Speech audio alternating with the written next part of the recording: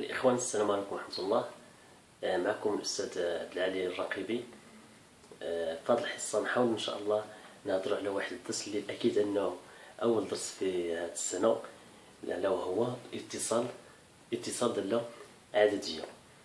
إن شاء الله في هذه الحصة نحاولوا نطرقوا مجموعة ديال المفاهيم الأساسية اللي كاينة داخل هذا الدرس، من بينها اتصال في نقطة، يعني امتى كنقولوا دالة متصلة في نقطة، امتى ما كتكونش الدالة غير متصلة في نقطة. كذلك كنشوفوا الاتصال على اليمين وعلى اليسار ديال واحد النقطة، كذلك اتصال على مجال والعمليات على الدوال المتصلة، وغنشوفوا الاتصال ديال الدوال الاعتيادية وكذلك الدوال الغير اعتيادية. وبطبيعة الحال غنحاولوا نطرقوا بعض التمارين التطبيقية باش نزيدوا نفهموا أكثر. دونك أول ما سنبدأ به هو الاتصال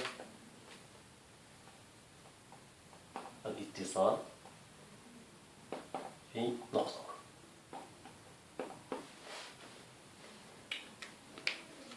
دونك الشباب، الاتصال في نقطة باش نبين بلي واحد الدالة متصلة في نقطة معينة، ضروري أنني غنحسب واحد النهاية. دونك غنكتبوها على شكل تعريف: اف دالة متصلة في نقطة نسميوها مثلا أ سي سلون سي، إذا وفقط إذا كان لا ليميت، لأن ضروري نحسب واحد النهاية. شنو هي النهاية؟ هي النهاية ديال اف دو اكس عندما يؤول اكس إلى أ. ضروري تعطيني اف دو أ. دونك باش نقولوا الدالة اف متصلة في أ، ضروري أنني نحسب واحد النهاية، وهذه النهاية ملي كنحسبها ضروري نلقى بلي كتساوي اف دو أ، بمعنى الصورة ديال أ. لقيتها كتساوي الصورة ديال أ، دونك اف دالة متصلة في أ. لقيتها هاد النهاية تخالف الصورة ديال أ، كنقول الدالة غير متصلة في أ. كذلك هنا غنشوف واحد تعريف آخر ديال اف دالة متصلة في أ على اليمين ثم أ على اليسار. امتى كنقول بلي واحد الدالة اف متصلة على اليمين ثم على اليسار في نقطة أ. دونك اف دالة متصلة في أ على اليمين، مثلا نديرو بليس أضغط في الفوق. دونك على اليمين باش نعرفو شنو هي، على يمين أ. امتى هادشي؟ نفس الشيء، ضروري انني نحسب واحد النهاية. قيل هنا النهاية اللي غنحسبها على اليسار ديال أ. دونك لا ليميت كون إكس طون فيغ أ أضغط دو إف دو إكس إيكال إف دو أ. ضروري تعطيني هاد النتيجة، يعني ملي كنحسب النهاية ديال اف دو اكس عندما يؤول اكس الى ا بلس، يعني بمعنى على اليمين ديال ا، عطاتني الصورة ديال ا، الوغ كنقول اف دالة متصلة في ا على اليمين. كذلك كنشوفو اتصال على يسار نقطة، اف دالة متصلة في ا نسميوها الموا، يعني على اليسار ديال ا، كديرو بين قوسين على يمين، على يسار عفوا أ. واضح؟ امتى هادشي؟ نفس الشيء، ضروري تحسب واحد النهاية اللي هي لا ليميت دو اف دو اكس كون اكس طون فيغ أ موان، بمعنى أ واش، يعني كنديرو أ موان ولا كدير اكس أصغر قطعا من أ، وهنا كذلك أ بلس ولا كدير أ أكبر قطعا من أ، يعني وحدة فيهم. هاد النهاية خصها تساوي اف دو أ. عاد يمكن لي نقول بلي اف دالة متصلة في أ على اليسار. هنا غندير واحد المثال. دونك واحد المثال كيهضر على هاد التعريف هذا. كذلك واحد المثال غنديروه مستقبلا ان شاء الله كيهضر على هاد التعريفين بجوج. دونك امتى كنستعمل هذا امتى كنستعمل هذا هو السؤال. بون ملي كتكون عندي داله اخوان، ملي كتكون عندي داله والصوره ديالها، يعني عفوا داله والصوره ديال ا، ديك الساعه كنستعمل هاد التعريف هذا. بمعنى كتعطى لك واحد الداله الاكسبرسيون ديالها اف دي اس تساوي كذا وكذا، وهنا كتعطى لك تحت منها الصوره ديال العدد اللي غنبين واش الداله اف متصله فيه. دونك الا عندي الا شفتو هاد لا فورم هادي صافي تا اننا غنستعملو هاد لا نوسيون. امتى كنستعملو هاد التعريفين؟ على اليمين حتى كنحسبو على اليمين ثم على اليسار في واحد النقطه. دونك ملي كتعطيني واحد الداله مجزأه او واحد الداله فيها قيمه مطلقه، داله مجزأه بمعنى ان الداله عندها جوج ديال التعابير، التعبير الاول في واحد لانترفال واحد المجال، والداله الثانيه غتكون في واحد المجال اخر، يعني الاكسبرسيون ديالها الثاني غيكون في واحد المجال اخر. ان شاء الله ضروري اننا نديرو واحد المثال باش نزيدو نفهمو اكثر. دونك المثال اللي غنديرو هنا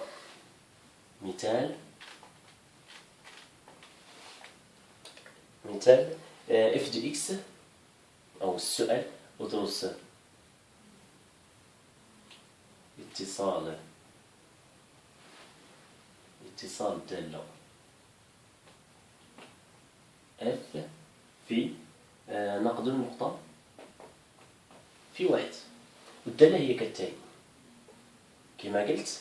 دونك نخدمو على هاد التعريف هذا. دونك ناخدو الدالة بمعنى انها تكون فيه الدالة والصورة ديال العدد واحد، اف دي اكس. ناخدو اف دي اكس كتساوي مثلا اكس أس 2. نصغير شويه جات للصفر. دونك اف دي اكس كتساوي اكس أس 2 زائد 3 اكس ناقص 4 على اكس زائد عفوا ناقص 1. هذه بالنسبه لاكس يخالف 1، حيت ما يمكنش يكون صفر في المقام، حيت الا كان واحد اكس كيساوي 1، الا عوضنا 1 ناقص 1 صفر في المقام ميمكنش نهضر عليه. دونك هنا ناخذ الصوره ديال 1 هنا كتساوي 5. فوالا السؤال هو ادرس اتصال الداله اف في 1.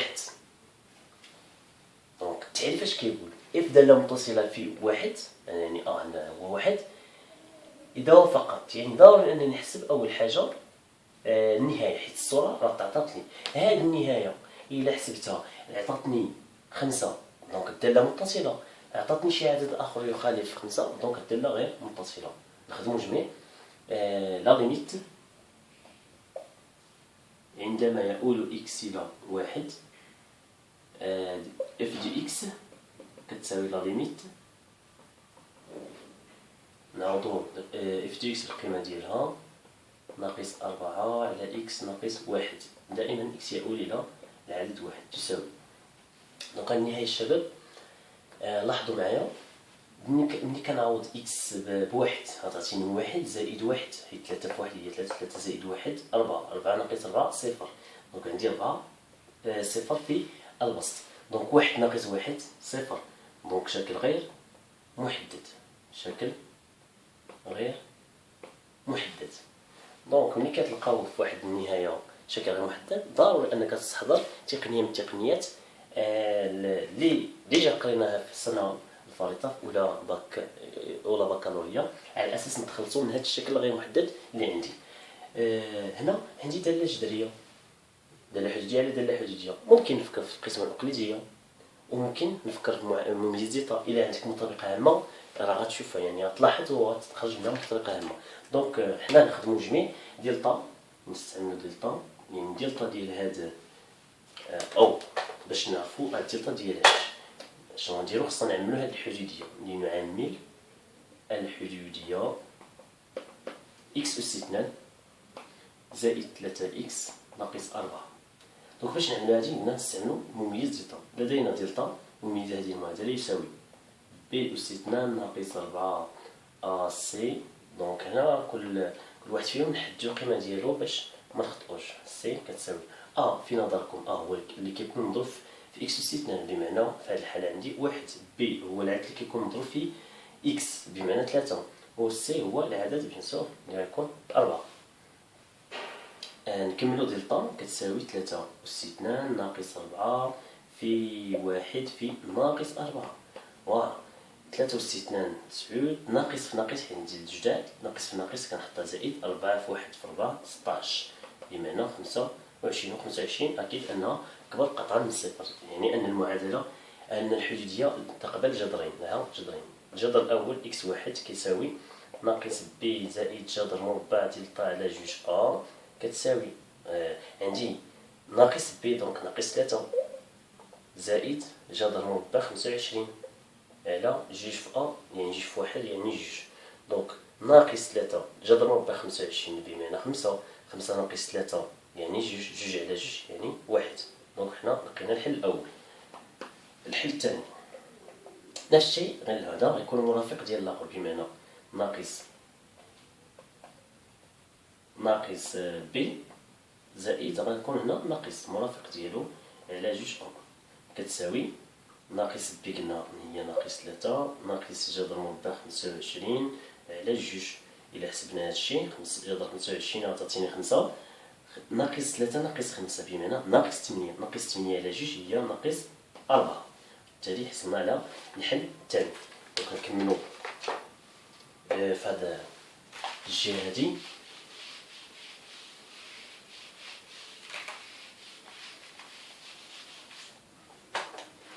من بعد ما حصلت على الحلول عندي الحل الأول والحل الثاني. دونك كيفاش تعميل الحدودية؟ تعميل الحدودية يكون عندي بصفة عامة بي دو إكس كتساوي أ عامل إكس ناقص الحل الأول عامل إكس ناقص الحل الثاني. يعني إكس أس 2 شحال كتساوي؟ زائد 3 إكس زائد ناقص 4. نكتبو هاد الحدودية بصفة عامة أ إكس ملي كتكون عندي أ إكس 2 زائد بي إكس زائد سي. دونك هاد الحدودية لا قدر الله تلقيتي دلتا ديالو كبر من صفر كيما حصلنا هنا، التعميل ديالها هو أ عامل لإكس ناقص الحل الأول عامل نهبطو شوية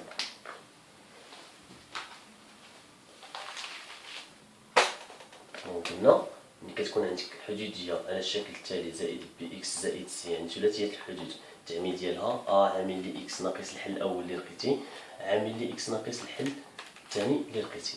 هنا شنو عندي؟ عندي إكس أس 2 زائد 3 إكس ناقص 4. دونك كتساوي أ هو واحد، دونك واحد عامل إكس ناقص الحل الأول. شنو هو الحل الأول؟ دونك واحد عامل لي إكس ناقص الحل الثاني هو ناقص 4. انتبهوا ناقص ديال القاعدة مع هذا الناقص اللي عندي هنا دونك صافي زائد، دونك زائد 4. دونك فوالا التعميل ديال هذه الحدودية هو هذا. ملي عملناها دونك غنمشيو نعوضوها في لا ليميت اللي عندي في هذه النهاية باش على أساس نختزلو إكس ناقص واحد، وبالتالي غنكونو تخلصنا من الشكل غير محدد. دونك إكس يؤول دائما إلى واحد اف دو إكس كتساوي غنعوضو هاد إكس ستة بهاد القيمة هادي. واحد في عدد راه كيبقى نفس العدد دونك بلا ما نديرو داك واحد عامل لي إكس زائد 4 كلشي على إكس ناقص واحد، وبالتالي اختزلنا إكس ناقص واحد كتساوي هنا لا ليميت مننساش لا ليميت إكس يؤول إلى واحد كتساوي لا ليميت إكس يؤول إلى واحد ديال إكس زائد 4. هنا ميبقى لي إلا نعوض إكس بواحد، دونك واحد زائد واحد كتساوي 5. شنو هي 5؟ لقيت اف لواحد. شنو هي هادي؟ بمعنى أن النهاية ديال اف دو إكس عندما يؤول إكس إلى واحد كتساوي اف لواحد، وبالتالي حسب التعريف السابق اللي كنا كتبنا التعريف اشنو كيقول؟ اف دالة متصلة في أ إذا وفقط إذا كان لا ليميت دو اف دو إكس عندما يؤول إكس إلى أ كتساوي اف ل أ، وبالتالي شنو نقول هنا؟ ومنه اف دالة متصلة في واحد. هذا هو الجواب ديال هذا المثال.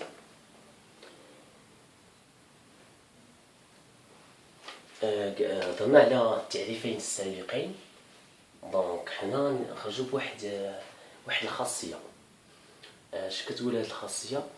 اف دالة، انتبهوا معايا، اف دالة ملي كتكون عندي هنا دابا دالة مجزأة. في هذه الحالة راه شفنا التعريف، طبقنا التعريف مباشرة. في هذه الحالة ملي كتكون واحد الدالة مجزأة أو القيمة المطلقة، اف دالة متصلة في أ إذا وافقت سي يساوي سي لا ليميت إكس يؤول إلى أ على اليمين ديال اف دي إكس كتساوي لا ليميت عندما يؤول إكس إلى أ على اليسار دو اف دو إكس خاصها تكون كتساوي اف دو أ. دونك التعريف أو هاد الخاصية واضحة. إمتى كنقول اف دالة متصلة في أ؟ ملي كيتحققوا ليا هاد الشروط، هاد الشرط هذا اللي هو النهاية على اليمين في أ كتساوي النهاية على اليسار في أ كتساوي اف دو أ. دونك بطبيعة الحال غنحاول نخدم واحد المثال آخر فيما يخص هاد الخاصية هادي. نختار واحد الدالة اللي هي مجزأة، يعني فيها جوج ديال التعابير. دونك مثال فيما يخص هاد الخاصية، مثال ناخدو الدالة التالية.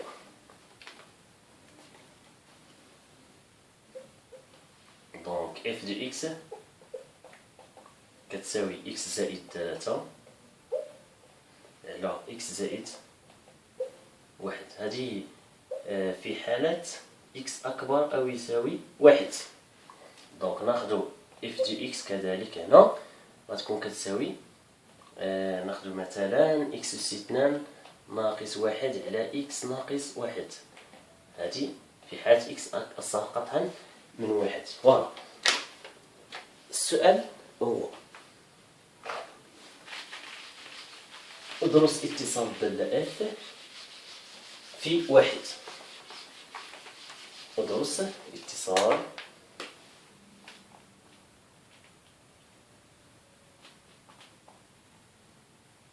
الدالة اف في 1. بمعنى نشوفوا هذه الدالة هذه واش متصلة في 1 ولا ما متصلاش. اشنو كتقول القاعدة؟ اف دالة متصلة في 1 بمعنى هنا عندي 1 إذا كانت النهاية عندما يؤول إكس إلى 1 على اليمين كتساوي النهاية عندما يؤول إكس إلى 1 على اليسار اف دي إكس كتساوي اف لي اف لي 1. اشنو خاصني هنا؟ خاصني نحسب الصورة ديال 1 وخاصني نحسب النهاية ديال في 1 على اليمين ثم النهاية في 1 على اليسار. نشوف هاد الشيء واش كيتحقق. إلا كان كيتحقق الوغ كنقولو بلي اف دالة متصلة في 1. هنا كيبقى واحد الاشكال بالنسبه للتلاميذ، كيلقاو الصعوبه في هذا النوع ديال هاد الدوالات. ملي كتشوف هاد الداله يعني كتحسبها شي حاجه معقده، شي حاجه صعيبه. دونك هنا اكس ملي كنسمع على اليمين بغيت نحسب على اليمين 1. في نظركم واش هذه هي على اليمين ولا هذه دونك شكون فيهم اللي على اليسار وشكون فيهم اللي على اليمين؟ اكيد دونك ندير واحد نبينو هادشي في واحد المستقيم، نبينو هاد واحد عندي هنا فين هو يمين 1 هو هاد الجهه. دونك كيفاش هاد الجهه؟ بمعنى الاعداد اللي كبر من 1، بمعنى نعتبر بلي هاد الاعداد هما اكس اكبر من 1. دونك نحترمو هادشي اللي عندي هنا ندير او يساوي الاعداد اللي كاين هنا هما الاعداد اللي صغار من 1، بمعنى نعتبر بلي اكس هما هاد الاعداد اصغر من 1. دونك ملي كنهضر على اليمين يعني كناخدو هادي بمعنى هاد التعبير. ملي كنهضروا على اليسار اكس صار قطعا من 1 يعني غناخدو هاد التعبير هذا. وكذلك واحد الاشكال كاين ملي كنبغيو نحسبوا الصوره، كتلاحظوا الصوره فين غنحسبوها، واش غنحسبوها في الاولى ولا الثانيه؟ اكيد غنحسبوها في الاولى حيت هنا عندي او تساوي، يعني بمعنى ان 1 راه الداله معرفه في 1 ممكن ندخلوا هاد العدد 1. اما هنا ما يمكنش حيت قطعا ما عنديش الحق نحسب الصوره في الداله الثانيه. دونك اول حاجه قلنا نحسبوا هو الصوره ديال اف، الصوره ديال 1 الداله اف. بطبيعه الحال لدينا اف لي 1 كيساوي، قلنا نحسبوها في الداله الاولى كتساوي 1 زائد 3 على 1 زائد 1. إلا جمعنا هادشي 4 على 2 اللي هي جوج. وبالتالي الصورة ديال واحد هو جوج. خصنا نحسبوا النهاية على اليمين ثم النهاية على واحد. خص ضروري تعطينا جوج باش نهضروا على الاتصال ديال الدالة في واحد. الو خصنا نحسبوا دابا النهاية في واحد على اليمين دو اف دو اكس كتساوي لا ليميت اكس يؤول الى واحد على اليمين. بطبيعة الحال في هذه الحالة غتكون الدالة يعني النهاية مباشرة، ما عندي حتى مشكل ما يكون عندي لا شكل محدد لا والو. دونك مباشرة اكس زائد واحد. دونك فهادي غنعوضو الطريقة المباشرة. دونك كتساوي واحد يعني كيما في الصورة على واحد زائد واحد كتساوي ثلاثة. دونك ربعة كيما قلنا هي جوج. وهادي هي اف لاثنان، بمعنى أن الدالة متصلة في واحد على اليمين، حيت لقينا هاد النهاية كتساوي اف لها. دونك متصلة على يمين على يمين واحد. دونك نحاول نحسبو النهاية الثانية اكس يؤول إلى واحد على اليسار دو اف دو اكس غتساوي لا ليميت اكس اف دو اكس في هاد الحالة قلنا هي الثانية ناقص واحد على اكس ناقص واحد. اكس دائما يؤول إلى واحد على اليسار. في هاد الحالة ملي كنعوضو هنا نلاحظو واحد زيدنا واحد، واحد ناقص واحد صفر، صفر على صفر هي صفر، واحد ناقص واحد صفر، صفر على صفر شكل غير محدد. دونك هنا كما كتلاحظوا راه هذه مرتبطة عامة معروفة. هاد الكتابة هادي المرتبطة عامة اكس استثناء ناقص واحد استثناء هي دونك نكتبو لا ليميت اكس يؤول إلى واحد ناقص هاد اكس استثناء ناقص واحد هي اكس ناقص واحد على ميل اكس زائد واحد، كلشي على اكس ناقص واحد. وبالتالي كيبان لينا بلي الشكل غير محدد ممكن تخلصوا منه. دونك كتساوي لا ليميت اكس يؤول الى واحد دائما على اليسار تبقى لي اكس زائد واحد. الا عوضنا اكس بواحد في هذه الحاله ما يكون عندي مشكل. واحد زائد واحد هي جوج. شنو هي جوج؟ هي اف لي اثنان. شنو كنلاحظوا؟ لا ليميت دو اف دو اكس عندما يؤول اكس الى واحد على اليمين عطاتني جوج. لا ليميت دو اف دو اكس عندما يؤول اكس الى واحد ناقص على اليسار عطاتني جوج. كنستنتج بلي هاد النهايتين متساويتان و جوج هي اف لي جوج. دونك كتساوي زيد على هادشي كتساوي اف لي واحد. وبالتالي حسب هاد الخاصيه كنقول اف داله متصله في العدد واحد. ومنه بلا ندير الاستنتاج يعني نجمعوا هاد النتائج وبالتالي نستنتجوا بما ان لا ليميت اف دو اكس كتساوي لا ليميت اف دو اكس كتساوي اف لواحد. دونك اكس يؤول الى واحد بلس هنا اكس يؤول الى واحد موال. دونك فإن استنتاج أخير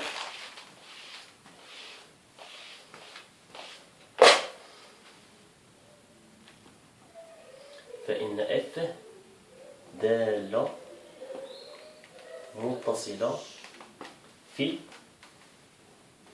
واحد. كنا كملنا هذا المثال جاوبنا عليه.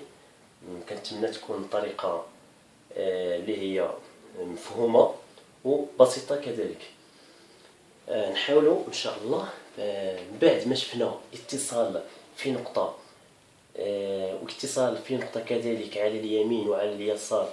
درنا مثال بالنسبة للتعريف الأول، مثال بالنسبة لواحد الدالة مجزأة ملي كنستعملوا الاتصال عفوا النهايات على اليمين ثم النهاية على اليسار. من بعد إن شاء الله نشوفوا اتصال على مجال، نحاول نهضروا على الاتصال على مجال.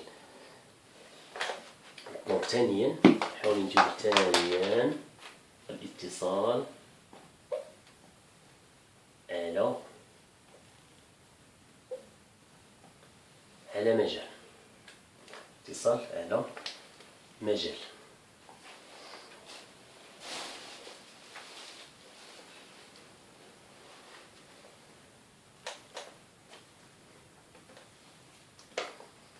دونك كيما كنقولوا باللي واحد الداله اف متصله على واحد المجال. كيدا غنديروا التعريف من بعد ان شاء الله نهضروا على العمليات على الدوال المتصله ونشوف واحد القاعده كذلك قبل هذا الشيء هذا، الاتصال على الدول الاعتياديه. يعني الدول الاعتياديه الاتصال في هذا يعني ديال هذه الدول. كما كتعرفوا ان الاتصال ديال ان الدول الاعتياديه كلها متصله على كل مجال من المجموعات التعريفيه. اشنا هي الدول الاعتياديه؟ الدول الاعتياديه بكل بساطه هو الداله الحدوديه اللي كتعرفوا كاملين، ثم الداله الجذريه، كذلك داله الجذر جذر اكس، والدول المثلثيه بمعنى الداله الكوسينيس ثم السينيس ثم الطونجونت. غنكتب واحد القاعده نضرب بصفه عامه: الدوال ليكن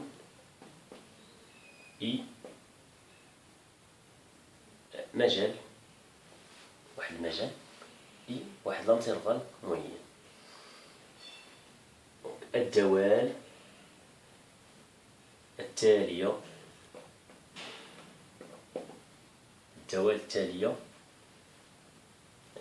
شنو هما الدول؟ قلنا الدول الاعتيادية. دونك كنكتبو نسميها بي دي اكس. هاد بي دي اكس اعتبرها حدودية، و بي دي اكس على كي دي اكس هذه دالة جذرية، حدودية على حدودية، وجذر اكس وكذلك كوسينيس ثم سينيس و طونجونت اكس. هادو كاملين دوال اعتيادية، وهاد الدول الاعتيادية كلها متصلة في كل مجال من المجموعات التعريفية. دونك هاد المجال غنعتبروه بلي واحد المجال اللي هو ضمن مجموعة التعريف كل وحدة فيهم. دونك غنقولو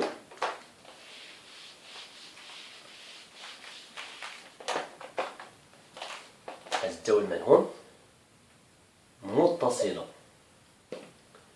على كل مجال من مجموعات تعريفها، من مجموعة تعريفية.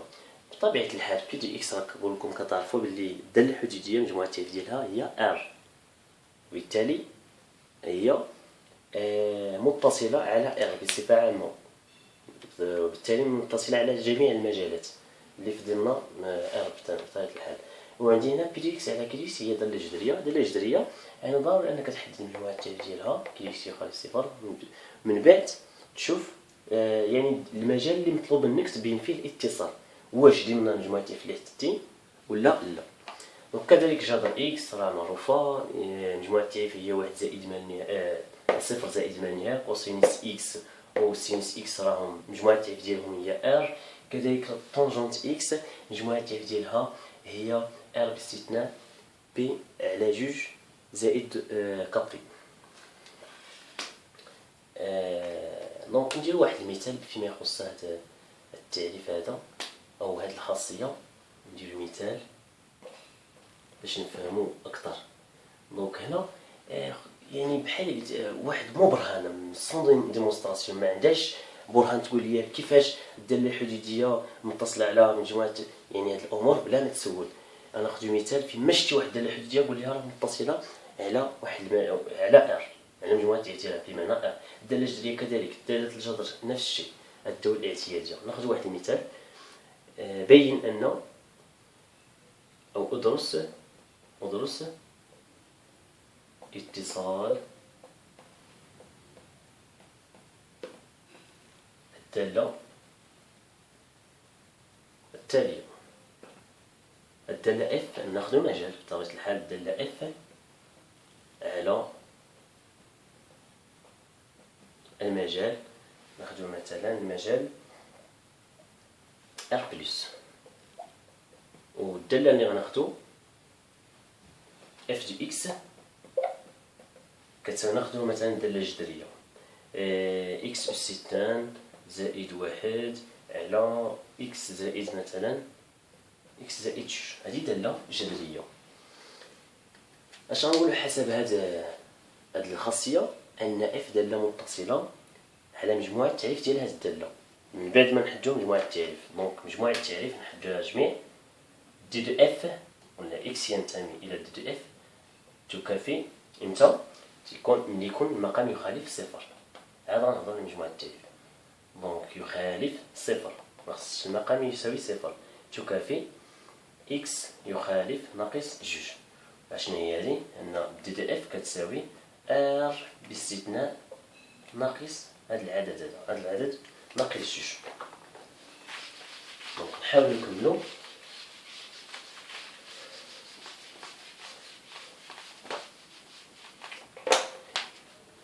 الشباب هنا مجموعة التعريف هي ار ناقص جوج. المطلوب هو اتصال الدالة، واش الدالة متصلة في ار بلس. اشنو عندي في الخاصية؟ الخاصية كتقول لك كل دالة جذرية هي متصلة على مجموعة تعريفها. مجموعة التعريفية يعني الدالة متصلة على ار باستثناء ما عدا ناقص جوج. المطلوب هو ار بلس. نشوف هذا ار بلس واش ضمن هذا. الا كان ضمن هذا دونك كنجيب لي الدالة متصلة. بما ان ناخذ باش نبينو هذا الشيء، ناقص ما لا نهاية زائد ما لا نهاية، هذه هي ار نحيد منها جوج، هذه كلها نحيد منها هاد جوج. اشنو هو ار بلس؟ ار بلس مثلا ناقص جوج ناقص واحد صفر، ناخذ هذا هو صفر. ار بلس هو من صفر حتى زائد ما هنا. كما كتلاحظوا هذا المجال ضمن هذا المجال كامل حدنا فيه ناقص جوج. دونك لدينا ار بلس ضمن، ضروري الشرط ديال الضمنية ضروري باش نهضروا على الاتصال. دونك ناقص جوج، وبالتالي الدالة قلنا متصلة على كل مجال. يعني واحد المجال ار بلس لقيناه ضمن هذا المجال، وبالتالي الدالة متصلة على هذا المجال، متصلة على ار بلس، متصلة على ار بلس. هنا كما هضرنا على هذه الخاصية الدول الاعتيادية. هنا غنشوفوا إلا عندي دالة غير اعتيادية شنو غنقول. امتى كتكون الدالة متصلة؟ بالنسبة امتى كتكون هاد الدالة غير اعتيادية متصلة، امتى ما كتكونش متصلة. قبل ما نهضر على هاد الدول الاعتيادية غندير واحد الخاصية اللي هي العمليات على الدول المتصلة. دونك العمليات باش يمكن لي نجاوب على هذا السؤال اللي طرحت قبيله. دونك العمليات على الدول المتصلة. فوالا هنا خاصية، الخاصية لتكون اف و جي دالتين متصلتين. دونك متصلتين هذا معطى، لأن اف متصلة و جي متصلة. متصلتين على مجال نسموه واحد المجال اي، على مجال اي، على مجال اي، و جي تخالف صفر، و الفا ينتمي إلى عدد حقيقي. الخاصيات هما كالتالي. الخاصية الأولى ملي كتكون اف دالة متصلة و جي دالة متصلة، دونك اف زائد جي مجموع ديال دالتين متصلتين هو دالة متصلة على مجال. يكفي أن إلا عندك واحد الدالة غير اعتيادية بين على شكل مجموع دالتين، دونك كتبين هذه متصلة وهذه متصلة، بالتالي تستنتج بها مجموع متصل. كذلك اف جدال اف و جي دالة متصلة على المجال اي. كذلك هنا خارج دالتين جي راه درنا في لي دوني بأنها ديفيرون دو زيرو. دونك دالة كذلك متصلة على المجال اي. كيبقى لنا المقلوب ديال واحد الدالة هو دالة متصلة. مقلوب دالة متصلة هو دالة متصلة. كذا أخيرا إلا ضربنا واحد الدالة متصلة في عدد حقيقي يكون دالة متصلة على إي. نديرو واحد المثال باش نزيدو نفهمو اكثر.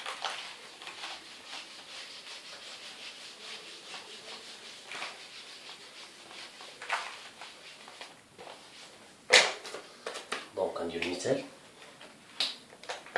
ناخدو واحد الدالة غير اعتيادية، نشوفو الطريقة باش كنبينها بلي متصلة. دونك ناخدو واحد الدالة مثلا اف دو اكس باغ اكزومبل، اف دو اكس كتساوي ناخدو مجموع مثلا، نخدمو على هذا المجموع، ناخدو مجموع ديال اللتين اعتياديتين. ناخدو دالة اكس أس 2 زائد اكس ناقص واحد مثلا زائد جذر مربع اكس. هذه دالة غير اعتيادية. غتقول لي هذه اعتيادية ماشي اعتيادية، علاش؟ ماشي دالة حدودية، ماشي دالة جذرية، ماشي دالة الجذر، دونك ماشي سينس ماشي كوسينس، دونك هذه غير اعتيادية. ما هي إلا مجموع دالتين اعتياديتين.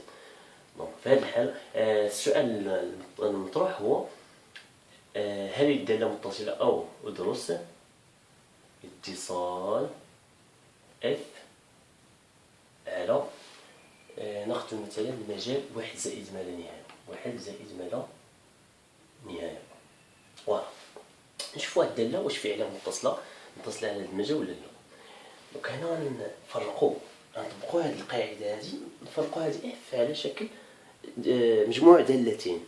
دونك نضع الأولى مثلا نسميها جي دو اكس كتساوي اكس أس 2 زائد اكس ناقص واحد، و اش دو اكس الثانية نسميها اش دو اكس. هذه دالة كتبان دابا بلي دالة حدودية وهذه دالة حدودية. دونك لدينا جي دالة متصلة على ار، حيت دالة حدودية حسب يعني الخاصية الأولى اللي قلنا. إذا فهي متصلة على، نسمي مثلا هذا اي، نسمي اي على اي. كذلك نفس الشيء بالنسبة يعني الدالة اش دو اكس. الدالة اش الدالة اش دالة متصلة على المجال صفر زائد من، بمعنى ممكن هنا نحددو أول حاجة، نحدد دي دو اش باش تبان لينا نفهم أكثر. دي دو اش شحال كتساوي؟ كتساوي صفر زائد من، هنا كتعرف بلي يعني اكس ينتمي إلى دي دو اش يكفي أن من بداخل الجذر خصو يكون أكبر يساوي صفر. واش كتعني هذه المعادلة المترجحة؟ يعني المجال يعني الحل ديالها هو صفر بلس لانفيني، وبالتالي دي دو اش كتساوي المجال صفر زائد ما لا نهاية. هاد الدالة دالة اعتيادية، دونك متصلة على مجموعة تعريفية، وبالتالي متصلة على هذا المجال، حيت هذا المجال ضمن صفر زائد ما نهاية.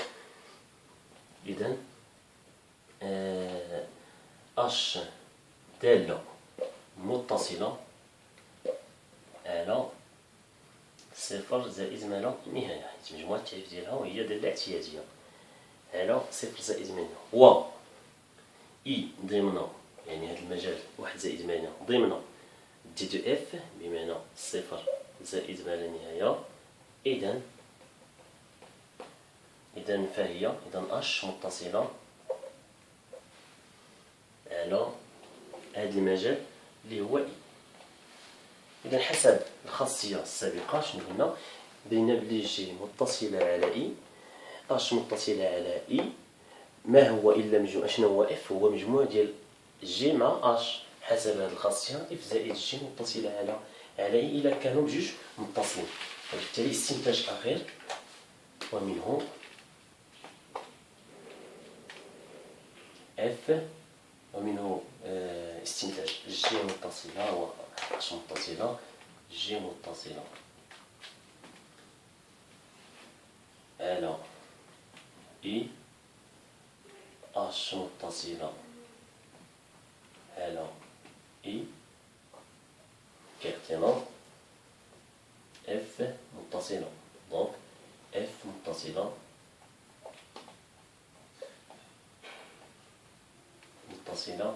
على، هذا هو استنتاج أخير. دونك وصلنا لآخر حصة، كنتمنى أنكم استفدتوا معنا أكثر. من بعد ما هضرنا في هذه الحصة على اتصال دالة في نقطة، سواء في نقطة أو على مجال، في نقطة فيها على اليسار ثم على اليمين، كذلك الاتصال على مجال، وشفنا العملية على الدول المتصلة، وكذلك الدول غير الدول الاعتيادية والدول غير الاعتيادية. في الحلقة القادمة إن شاء الله غنحاولوا نهضروا على مبرهنات القيم الوسطية. شكرا على تتبعكم وإلى اللقاء.